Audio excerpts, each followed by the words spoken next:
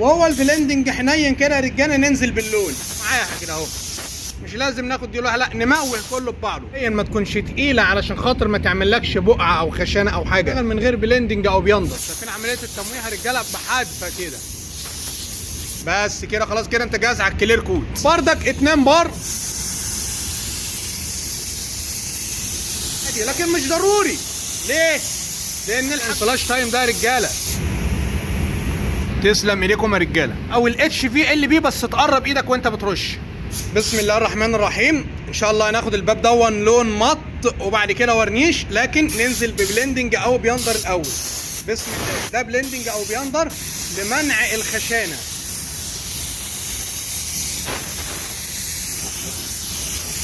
طب يحصل حاجه لو نزلنا باللون على طول؟ لا مش هيحصل حاجه، لكن الافضل انك تنزل ببلندنج او بيندر علشان خاطر لما ناخد ده اللون ما تعمل لناش هنا سواد او بقعه او حاجه. وعلشان خاطر تاخدها لون من غير بلندنج او بيندر مضطر ان انت تخف اللون شويه في تاني وش وكده. وهو البلندنج حنين كده يا رجاله. ننزل باللون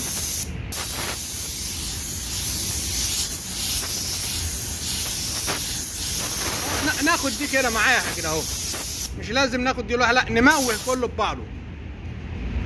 وش وناخد فلاش تايم بعد كده تاني وش يا رجاله. ده تاني وش بعد الفلاش تايم.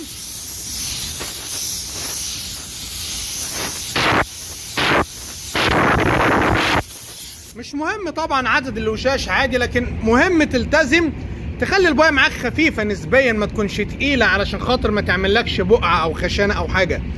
وده الافضل كمان لو هتشتغل من غير بلندنج او بيندر، لكن البيندر متوفر يعني في جميع الشركات على فكره. هياخدوا الفلاش تايم بتاعه من 5 ل 10 دقايق وننزل بوش اللي هو النهائي ان شاء الله. وبعد كده ننزل بالورنيش كلير كوت على القطعه كلها. ده الوش الفينش يا رجاله، اللي هو العفره او الميست كوت او الدراي كوت، اللي هو الوش الفينش. ضغط الهواء اللي احنا شغالين بيه 2 بار، ممكن 1 و8. شايفين عمليه التمويه يا رجاله بحادفه كده. بس كده خلاص، كده انت جاهز على الكلير كوت.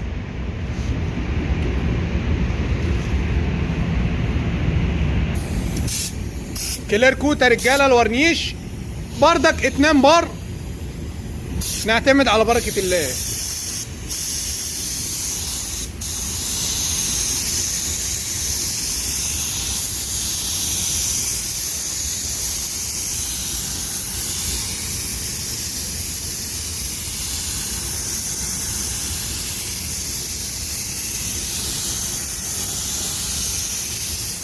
هو احنا ممكن ندي تجراء، ممكن ننزل تجراء عادي، لكن مش ضروري. ليه؟ لان الحبايه خلاص نزلت ناعمه، انت لا تنزل بالتجراء. البلندنج مص الخشانه اللي هنا، مش لازم تجراء.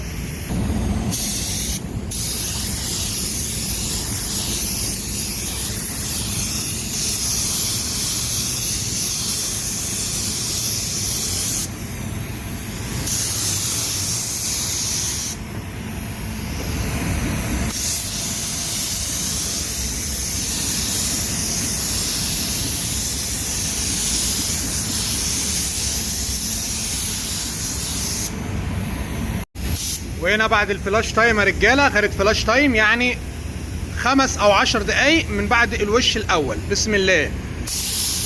مهم جدا الفلاش تايم ده يا رجاله، لازم تسيب التنر يتبخر براحته علشان خاطر ما يحصلش تدبيس او تنفيس او تخريم او كلام من ده. والحاجات دي معمول لها فيديو لوحدها، اسباب التخريم والتنفيس، منها عدم الالتزام بالفلاش تايم اللي هو كبس ورا بعضه على طول. ده مسدس ال بي على فكره يا رجاله، واللي فات كان HV LB. وبرضك الكلام ده مشروح لوحده في قائمه تشغيل المسدسات.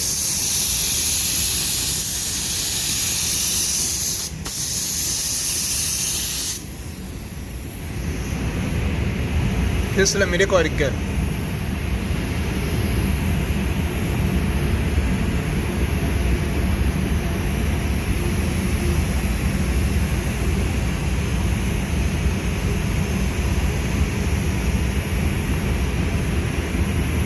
طبعا البونطه زي ما احنا شايفينها رجاله دي بتتعمل وليها طرق وخطوات مشروحه.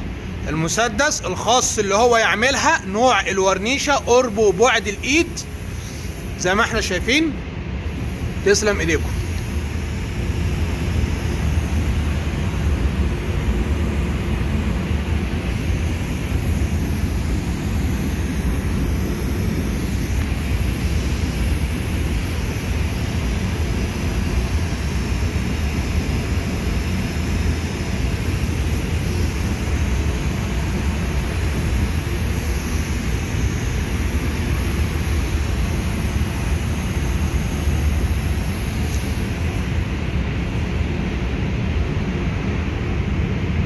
بصوا كده يا رجاله، بصوا البونطه، ركزوا مع البونطه الورنيش، شكل بونطه الورنيش.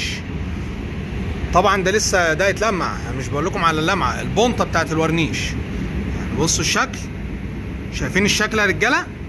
نفس البونطه اهي، بونطه العربيه تعمل نفس بونطه الورنيش الاصليه اللي نازله بقى من المصنع اهي.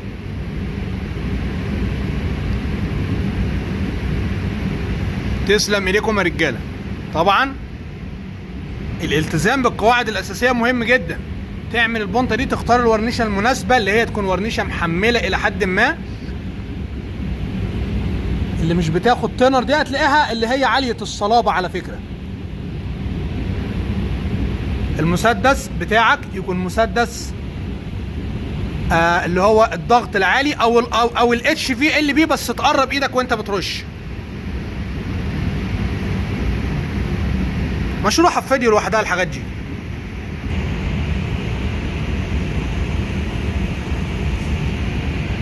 ونفس الكلام هنا برضه. تسلم ايديكم يا رجاله. يعني هل هو نوع المسدس بس متوقف عليه؟ لا طبعا، دماغك. يعني الموضوع كله توفيق من عند ربنا، ودماغك هي اللي شغاله. انت ممكن تختار مسدس مناسب وورنيش مناسب وكل حاجه مناسبه وما تطلعش. دماغك هي اللي تكون شغاله، حتى لو مسدس صيني، والكلام ده عملناه اكتر من مره بمسدسات رخيصه جدا صيني. على فكره دماغك هي اللي تكون شغاله، انت تكون فاهم الفكره، ان شاء الله توصل للي انت عايزه. مش مهم انت شغال بايه، دماغك اهم حاجه. تسلم ايديكم يا رجاله. بفضل الله تم كده الموضوع يا رجاله. ما تنسوناش في الدعاء، وما تنسوش تدعوا لكل الناس اللي شغاله على القناه، وتدعوا لامواتكم وامواتنا وجميع اموات المسلمين. كان معاكم اخوكم احمد المسكين، والسلام عليكم ورحمه الله وبركاته.